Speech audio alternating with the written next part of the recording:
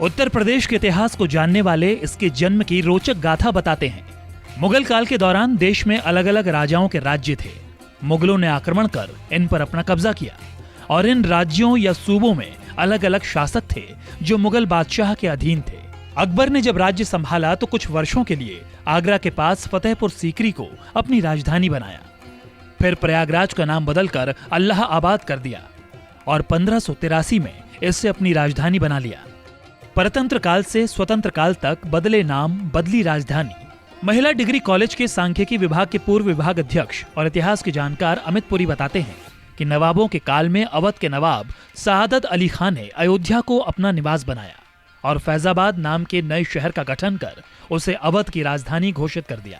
इसके बाद अंग्रेज आए और उन्होंने सत्ता पर कब्जा किया तो राज्यों का पुनर्गठन करते हुए संयुक्त प्रांत आगरा अवध करते हुए इलाहाबाद को फिर से राजधानी कर दिया।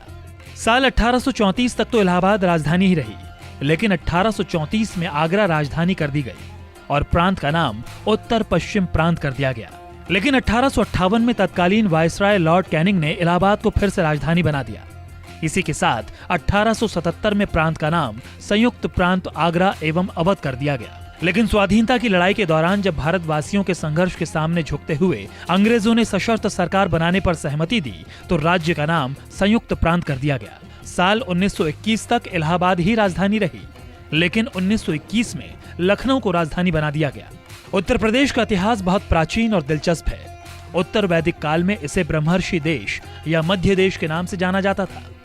ये वैदिक काल के कई महान ऋषि मुनियों जैसे भारद्वाज, गौतम, याज्ञवल्क्य, वशिष्ठ, विश्वामित्र और वाल्मीकि आदि की तपोभूमि रहा।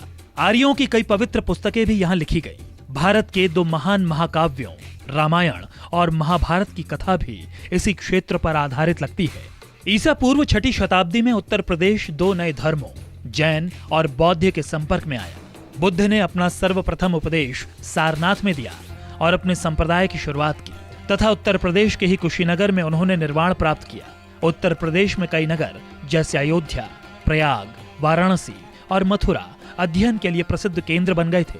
मध्यकाल में उत्तर प्रदेश मुस्लिम शासकों के अधीन हो गया, जिससे हिंदू और इस्लाम धर्मों के संपर्क से नई मिली जुली संस्कृति का जन्म हुआ।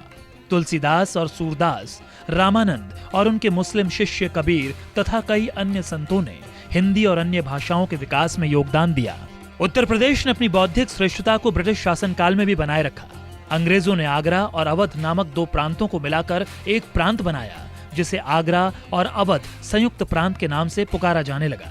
बाद में 1935 में इसे संक्षेप में केवल संयुक्त प्रांत कर दिया गया।